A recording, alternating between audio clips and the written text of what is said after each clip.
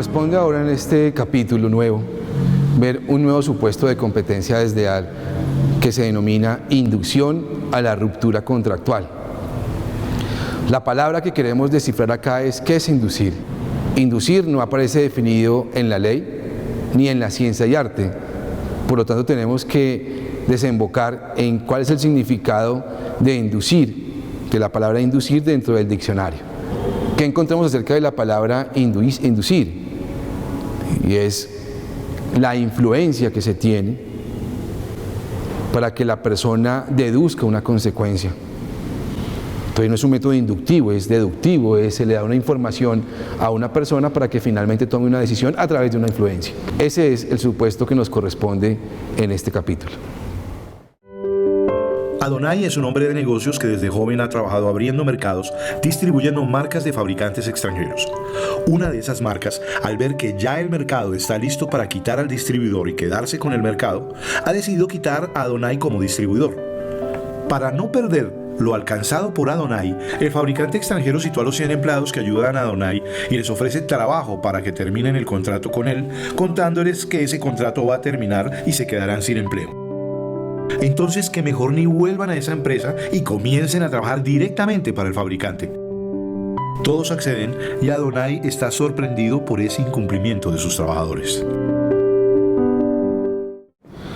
Cada uno de los supuestos que hemos mencionado siempre ha sido explicado bajo un régimen de responsabilidad. El régimen de responsabilidad siempre vamos a encontrar que genera una situación donde responsabilidad civil es importante encontrar una prueba del daño, una prueba de la culpa o dolo, que repito e insisto, es un comportamiento de un ser humano, y por último un nexo causal. Esta es la fórmula que tiene un abogado para encontrar si alguien es responsable. Un daño a la concurrencia. Ese daño puede ser un desmedro patrimonial, o generalmente es un desmedro patrimonial. ¿Qué es concurrir? Es asistir. ¿Y quién puede asistir al mercado? Un comerciante o un partícipe del mercado, que puede ser un consumidor. Y esto debe estar probado en cada uno de los supuestos, cuando alguien quiere verificar que efectivamente una persona es responsable. Y dentro de ese contexto es determinar que esa afectación a la concurrencia devenga de un comportamiento o una culpa o dolo. Y ese comportamiento, culpa o dolo, es la inducción. Y ahí decimos, o tenemos que establecer una inducción ¿a qué? A la terminación de un contrato. Y en ese sentido tenemos que devolvernos un poco a lo que menciona nuestras normas civiles, es decir, el Código Civil, acerca de qué es un contrato. Un contrato generalmente es una situación donde aparecen dos partes con intereses particulares que la llevan a ellas dos a generar un contrato, pero es un contrato entre ellas dos y no puede haber un tercero diferente que entre en esa participación negocial, porque un contrato es ley para las partes, un contrato no es ley para el que sea tercero ajeno. Y ahí venimos también a la posibilidad de definir qué es el principio de relatividad de los contratos, entendido como que el contrato es solamente obligatorio para las personas que hacen parte del contrato, pero no para con terceros. Pero así como no es obligatorio para terceros, tampoco puede decirse que ese tercero se puede inmiscuir. Es decir, lo que decide A y B no puede involucrar a C, porque C no hace parte del contrato, pero también C no puede en doble vía meterse a la relación negocial entre A y B, porque es un tercero diferente a las partes dentro de ese contrato. Entonces, ¿qué encontramos acá? Encontramos acá a una persona que es un tercero ajeno y que se quiere inmiscuir en un contrato del cual no es parte y quiere inducir su terminación. Es decir, ese tercero viene a influir en que A incumpla su contrato o que B lo incumpla también. Es decir, es un tercero que viene a dañar la relación que tiene planteada A y B, porque se llama inducción a la ruptura contractual, y la ruptura acá es la terminación, y ese contrato va a terminar por incumplimiento.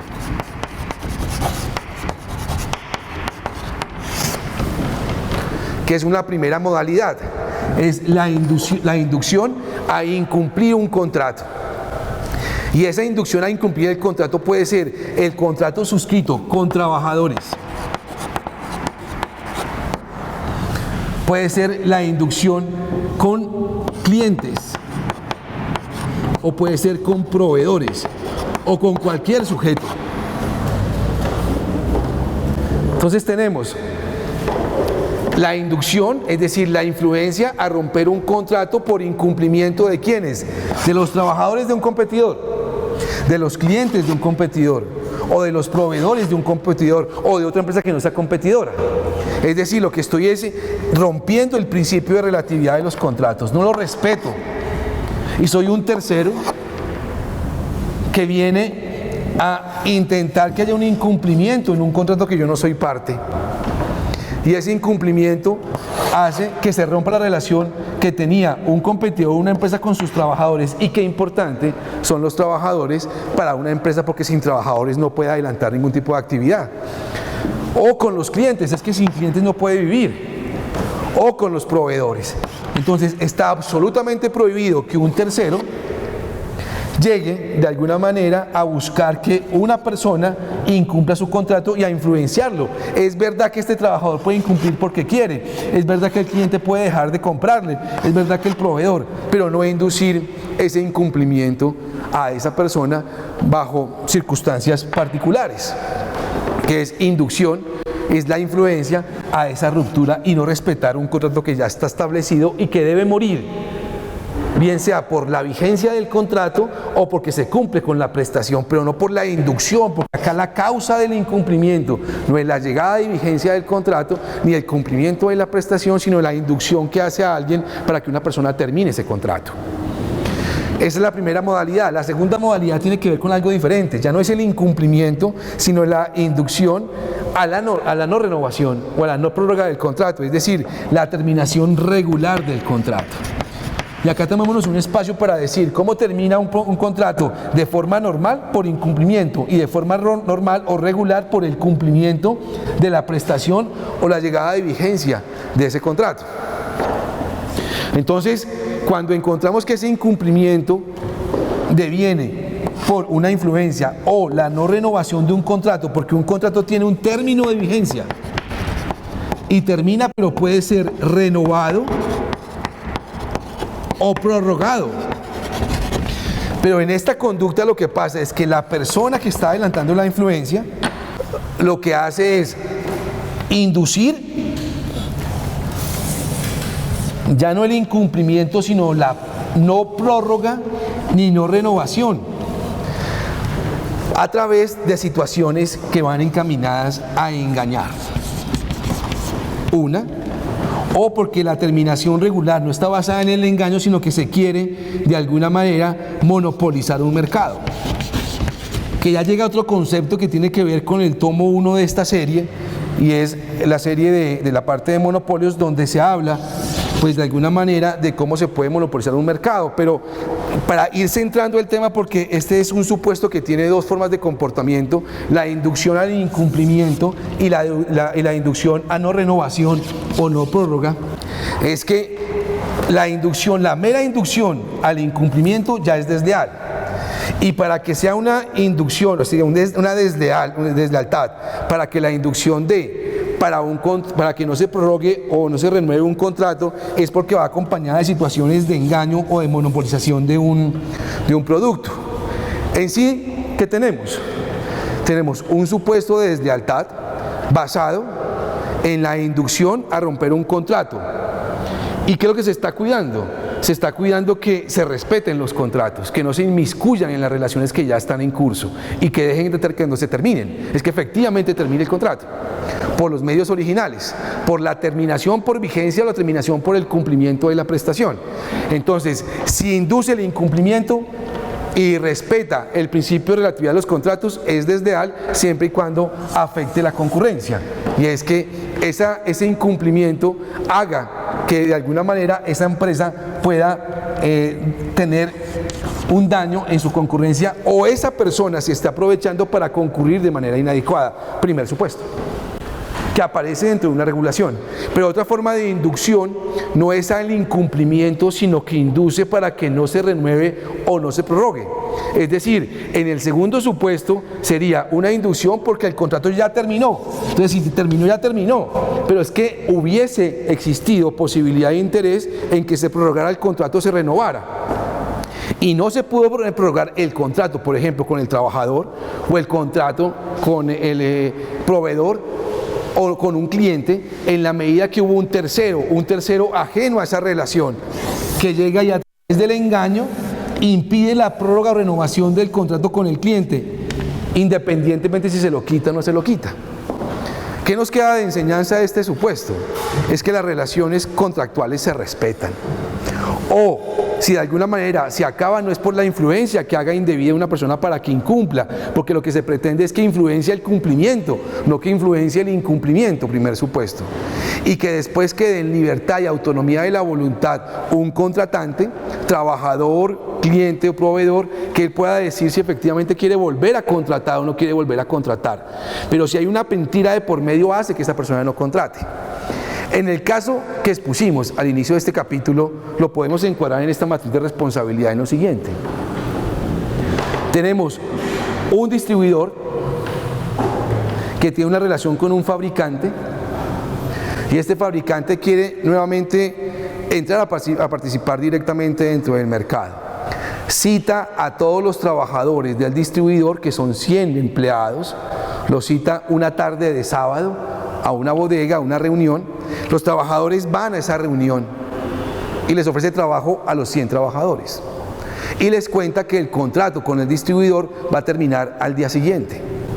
Efectivamente, el 90% de los trabajadores se van a trabajar con otra persona.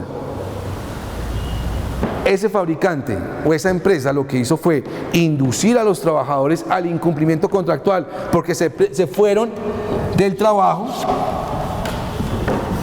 no tenían que presentar ningún aviso, porque un trabajador pues puede irse sin avisar, no hay que pasar ningún preaviso, y lo que hace es de alguna manera induce a que terminen el contrato y a que incumplan con el contrato finalmente, porque todos al mismo tiempo decidieron salir de la compañía. Y ahí encontramos una forma donde hay una terminación regular a través del engaño o a través como tal de haber inducido la terminación de trabajadores. Pero fuera de eso es que ese fabricante también se queda con los clientes, como vimos dentro del caso.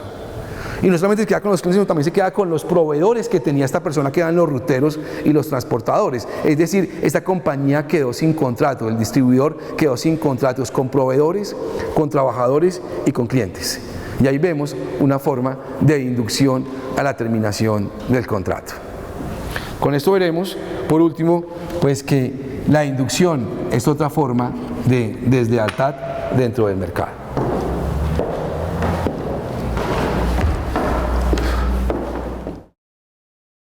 Profesor Ferguson, de los múltiples comportamientos que se encuentran incluidos en las normas de deslealtad, aparece uno que se denomina inducción a la ruptura contractual. Vamos en este instante, en esta cápsula, a hablar de la palabra inducción. Particularmente me gustaría conocer sus palabras acerca de qué es la inducción y qué es la deducción. La inducción es clave en ciencia y es clave en la tecnología es una deducción realmente, pero en ciencia es clave hacer inducción, o sea, es una sumatoria, no hay restas, se suma y se sigue sumando. O sea, usted reúne elementos para una situación y los suma, los otros ni siquiera los toma en cuenta. En tecnología sí, porque la tecnología sí es mucho más deductiva.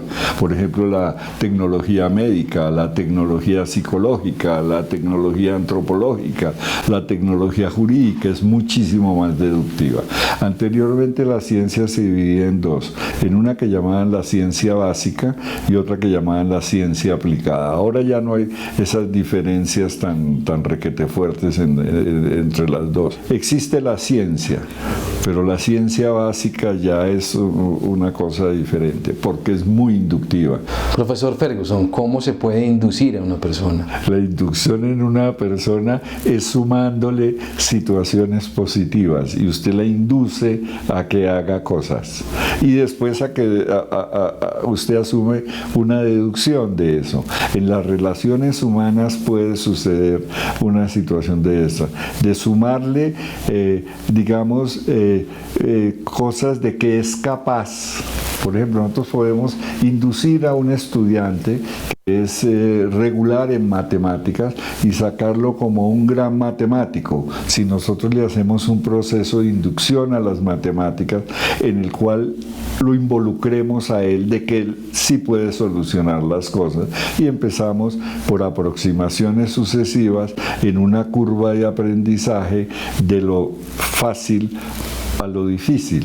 A través del oído se deduce, a través de la observación se deduce, a través de los ojos se deduce. Sí, hay deducción a través auditiva, gustativa, olfativa, visual, táctil. Usted deduce. ¿Y la inducción a través de qué sentidos? ¿De los mismos? También en los sentidos. También es inductivo. Es una suma inductiva, claro. Usted va sumando. Anteriormente se criticaba mucho a los inductivos. Se criticaba y se decía que ellos no tenían la verdad, que la verdad estaba en la deducción, que usted podía deducir, o sea, acomodar algo que sucedía a una teoría que usted tenía. Entonces, porque en la deducción podemos utilizar teorías. En ciencia dicen que nosotros podemos utilizar teorías, pero cuando nosotros teorizamos en ciencia es muy probable que lleguemos a hacer pseudociencia. Debemos de basarnos en los hechos, y con los hechos que los convertimos en datos, se los pasamos a los que la aplican, y esos que la aplican sí hacen deducción. Profesor Ferguson, muy amable por sus palabras.